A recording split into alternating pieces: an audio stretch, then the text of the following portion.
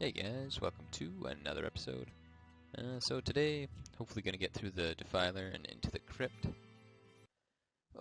Another big break before I did a video. I just had friends in town, so... Well, when they're in town, you can't really play games.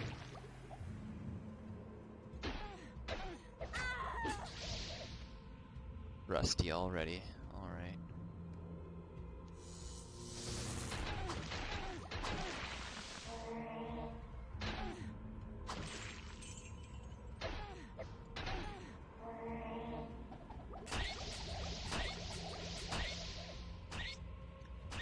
So I did update to 7.2.12. There's not a huge amount of difference from what I remember. It's just a lot of small things, or Iron Man things. Let's see if this works.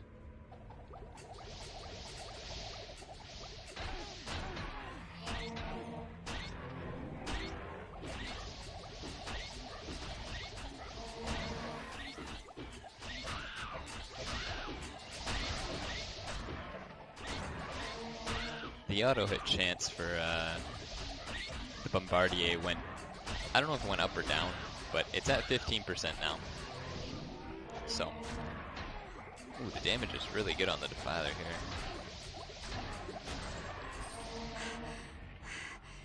Oh man, that wasn't bad at all. I mean, it really helps that lightning wall works on him. It's pretty much the entire reason I won the fight, but I mean, nonetheless.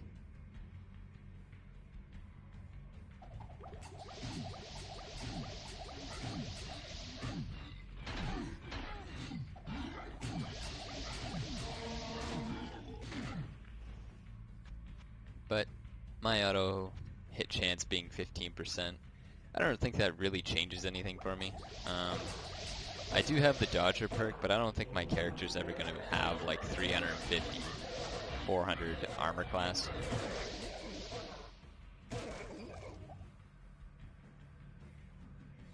A pretty big one though was the Executioner. He had 25%. That's just the base, so 25%, even if you did somehow get a lot of... that is a wicked... wow. That's a lot of damage. Almost a perfect magic roll, too. I think I'm actually just gonna take the magic on that one. Just, there's so much accuracy that it gives me. It's really nice.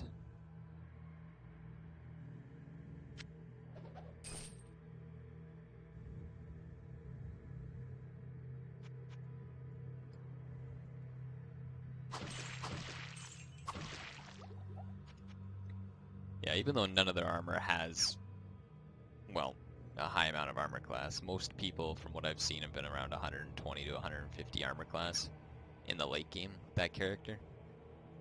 But I still think it's pretty overpowered character.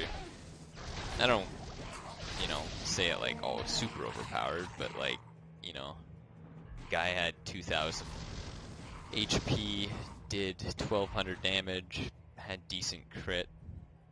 And you know what I mean? Like, at that point, the stun chance is just... I shouldn't say chance, but the stun threshold is so high that even fighting Uber Diablo wasn't really much of an issue.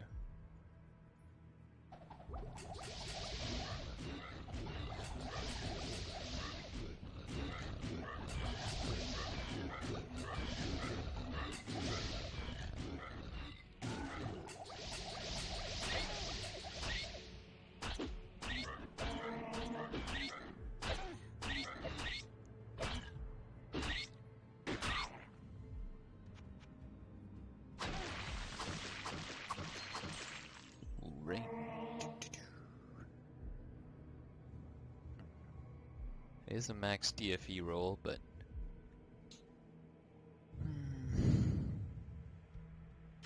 I think I'd have to take fastest casting.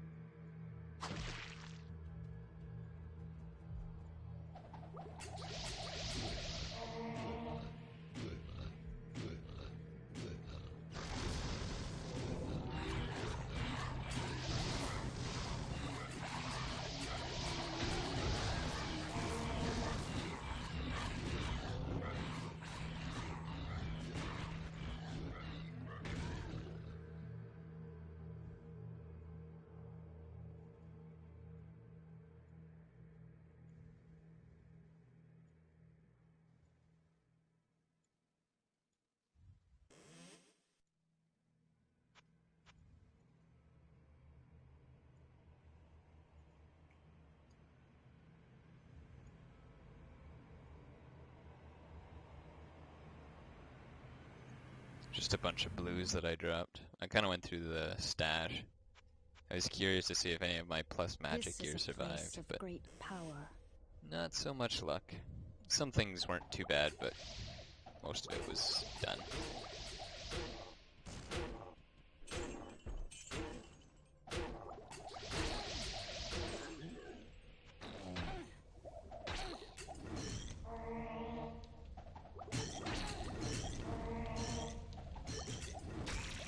Whoa, what?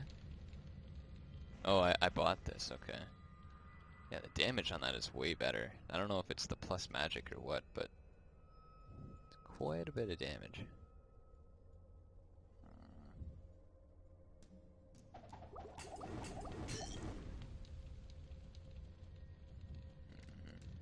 It's a weird layout. Usually there's not too much of a small slot like this. This is like a little one-man path here. I don't know why that's here. Not really complaining, it does kind of help, but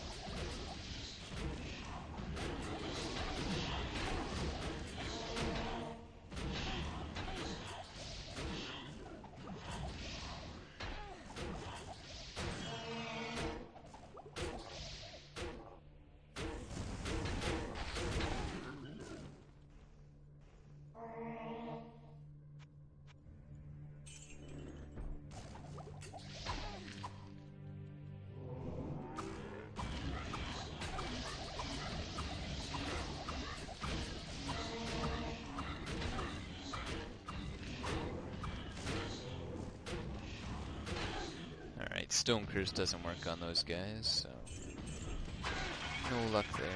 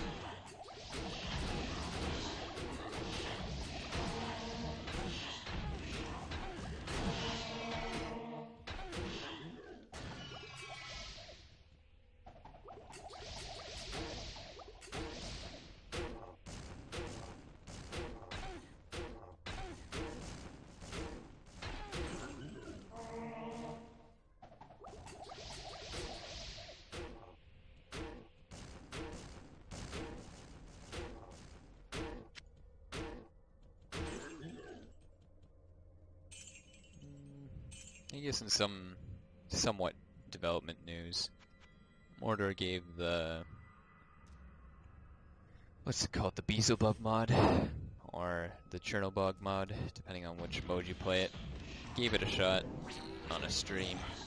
Just wanted to see what features would make sense to port over, or if anything, you know, he really missed. Especially when he wanted to take a look at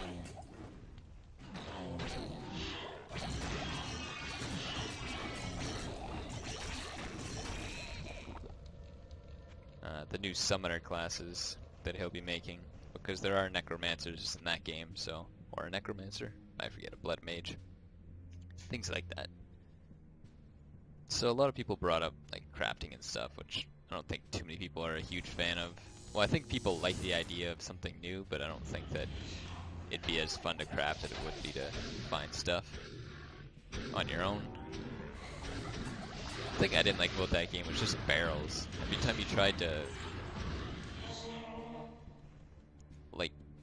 fire a shot and there's a barrel in the way, it would actually break the barrel. I know it's a little bit of luck, so like on one hand I can see a lot of people don't like any advantage that you get that's kind of like cheap.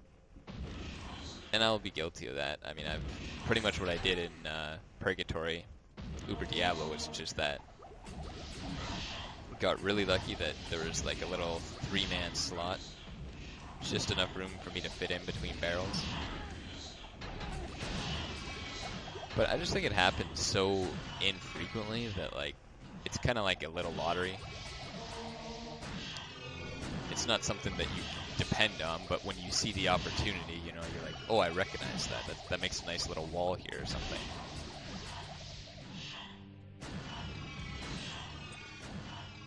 Same thing with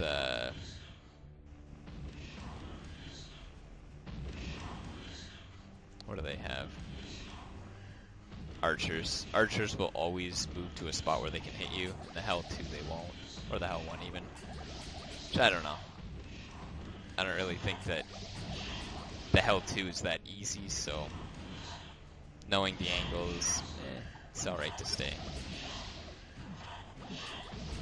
Some things I did like though were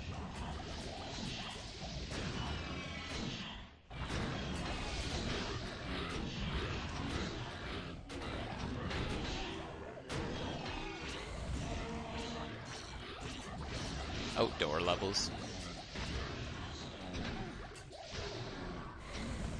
I think there was one. I don't know if it was like a Raven something quest, but I think people were saying it was a Raven something. I wouldn't mind an outdoor level. It's kind of like, you know, the caves almost. Like if you just took away the ceilings, it's like the caves is almost outdoors. It's like a cave, but you know, it still seems like it has like a pseudo lake, pseudo lava lake, whatever.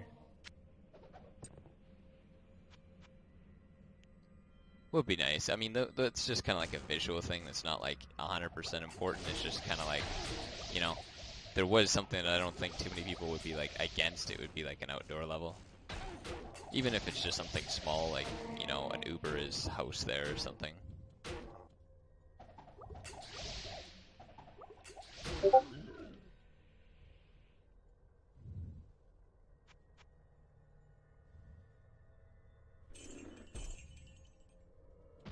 All the cold and acid damage, I think that's already just coming anyway. So a lot of that doesn't really need any adjusting. Well, not adjusting, but I mean, there's no ideas really needed. It's just a matter of time, I guess.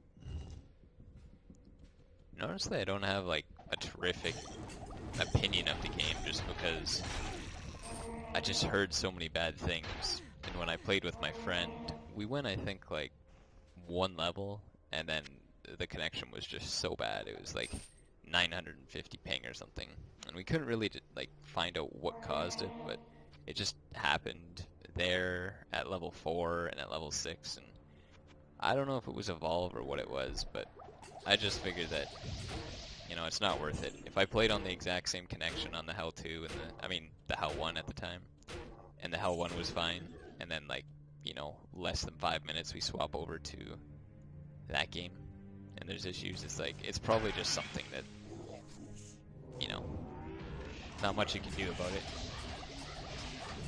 It's probably just like different characters having desync. Now that exists in this game, and I don't know if it can be fixed. I mean, that's the idea behind the reset, is to basically fix that, but I mean, I don't think the coders have said exactly what it would take to fix, or if it's 100% going to be fixed.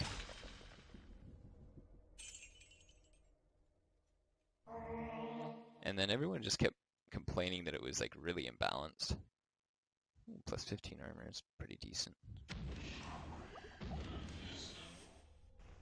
And I mean, we noticed that right away because I played a mage and my buddy played a paladin or something.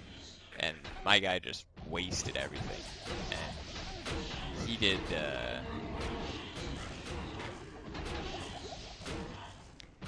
okay tank-wise, but you just tell, like, it was so much damage I did in comparison. And I mean, to some extent I can kind of get behind certain classes not being terrific, or like progressing at different stages, especially in something like Iron Man. But I mean, even late game, it's sort of, you know, from what I've heard from people, is it just takes a long time to grind at the start, but then eventually every character becomes pretty OP at the end of it. So, I don't know, not necessarily a bad thing, because some people do like the eventuality of just being awesome. Just having a character that is busted, but you did work for it, so, well, that's a nice little choke point.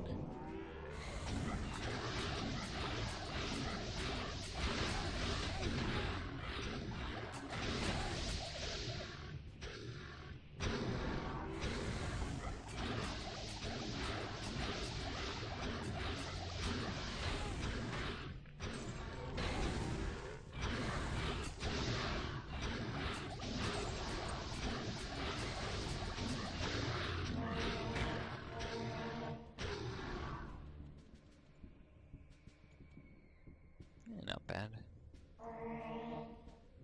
Slow but steady.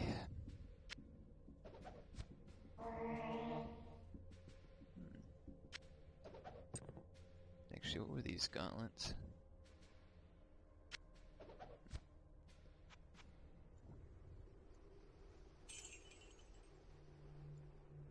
Let's talk about acid damage on the Discord. I was actually surprised. Some people, actually a lot of people said it like had to be nerfed in some way.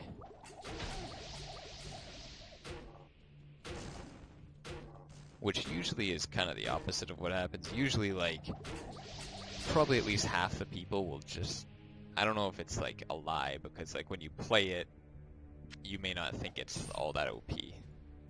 Like, you know, something takes acid damage, so you poison them, then you stone curse them. Like, to me, that didn't seem like, you know, that insane, just because it sped things up. But, I mean, from someone else who's never played this class, it probably seems like an exploit, or, you know, even just to some people, you know, who have no experience with it. So I figure, like, that would have been the case with the acid damage on bows. But, you know, me, I don't have experience with it. But when I saw someone post, you know, a medium tier bow with, you know, basically plus 240% damage and acid damage, outdo a bow that had like super high damage, just flat physical and like crit chance, and I think it was like crit damage. I was like, yeah, well, there has to be a point to using other affixes.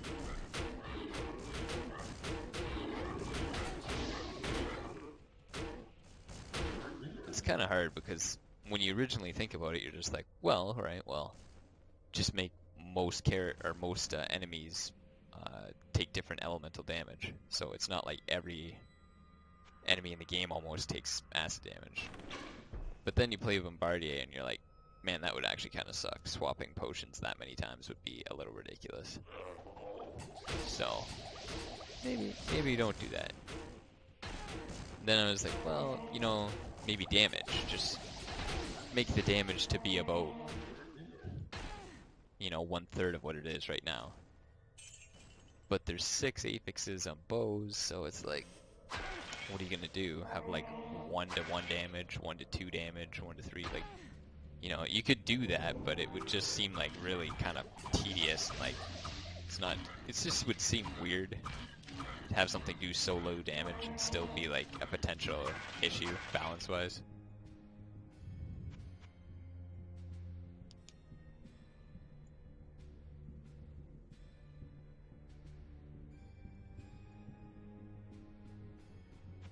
In a way, it's kind of cool because if it is, ooh, elixir dexterity. Wah. If it is scrapped as an affix, then new affixes can be put on bows.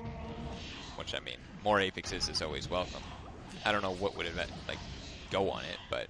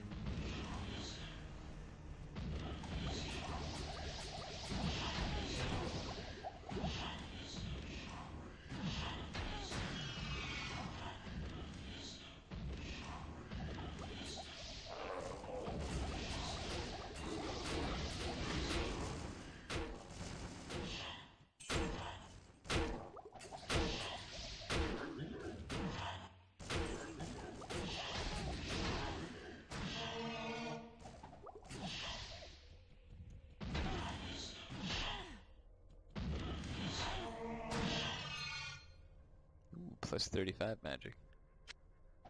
It's actually, I was kind of thinking, well, there's not really much I can find on this, but, you know, it could be like a crystalline flask. Just nice to find those affixes once in a while, so I always pick up blue stuff in the crypt.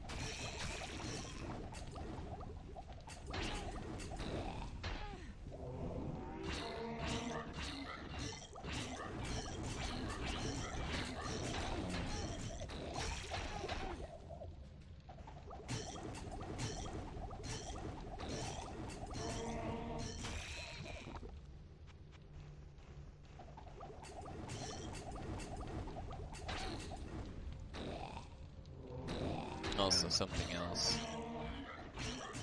I heard that you're supposed to do double damage if you hit an enemy on the head with instant damage flask.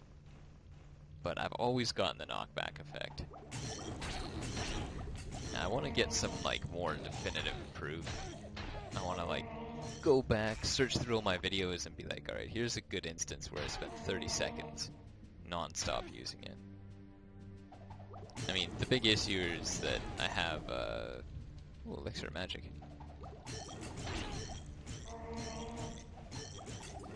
I have very little magic throughout my runs.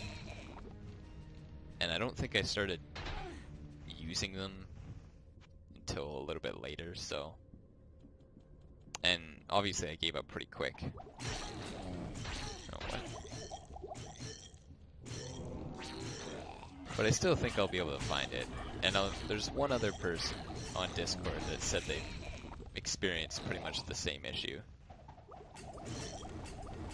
But it would be nice to know conclusively, because then it's not just like, you know, a fool's errand.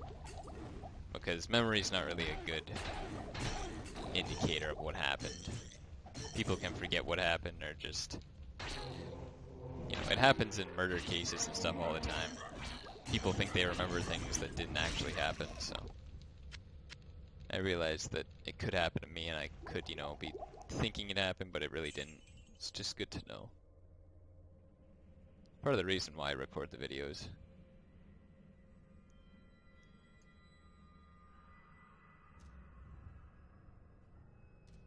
But a lot of the things you don't really know, you're just like, well, I guess that's just how the flasks are. They're just supposed to do damage in a donut-like shape.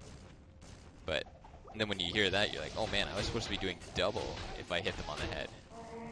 Not just like knocking them back and, you know, getting annoyed doing no damage.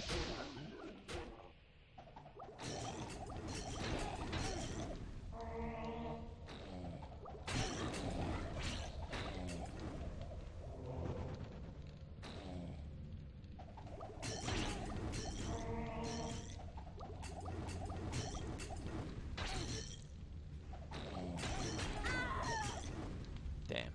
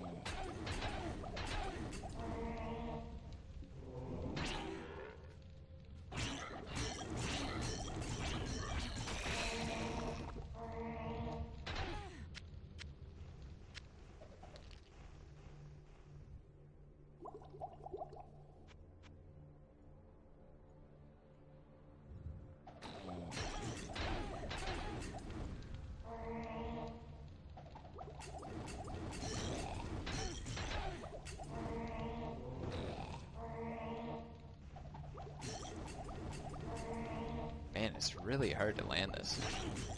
These guys don't even move, like, particularly fast.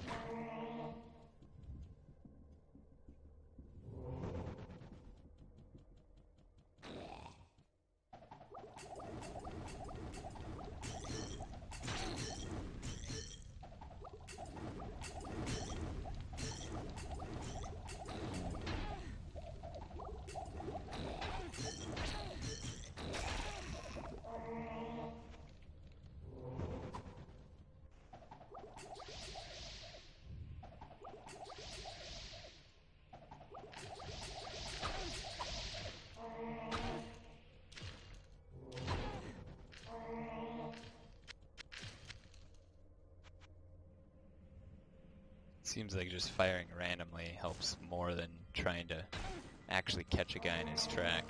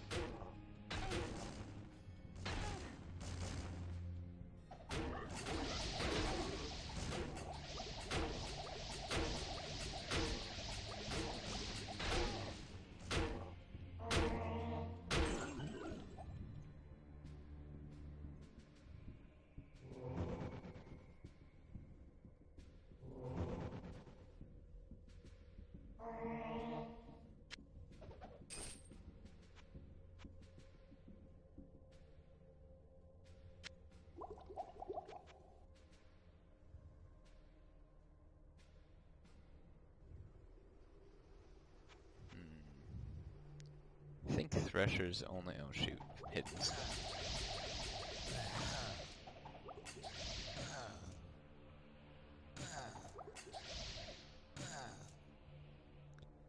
I think they only take magic damage in Doom. Or maybe it's fire down here. If it's fire, I'll be golden. But if it's magic, I might have an issue. Oh, whoop.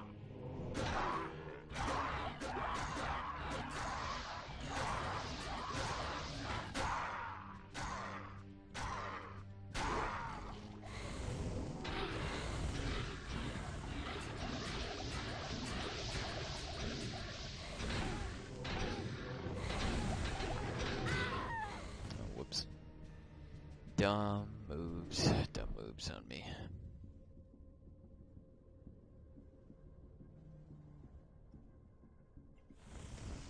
It's weird.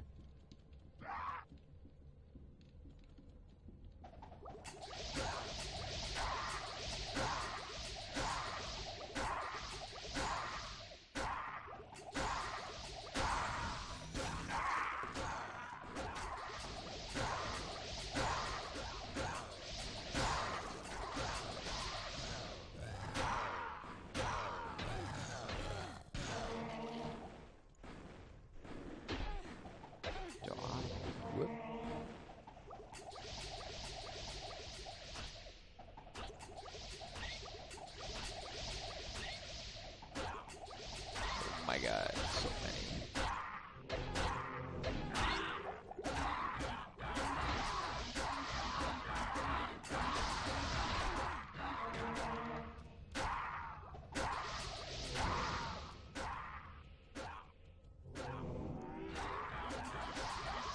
It's really hard to gauge how dark I really am, like what my light radius is down here. Because I know it gets lower just naturally because, well, it's meant to be, you know, a dark atmosphere, but keep forgetting.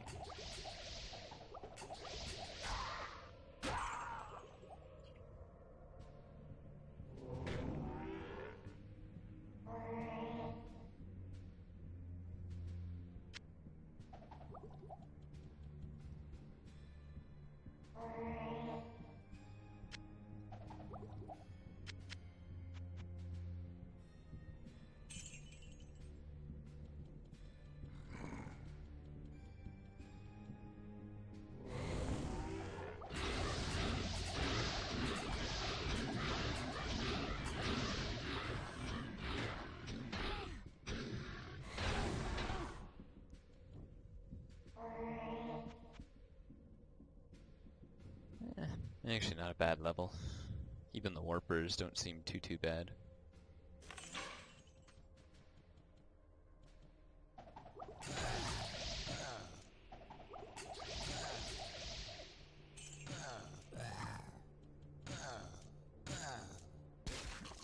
But I think I'll wrap it up here. Catch you guys next time.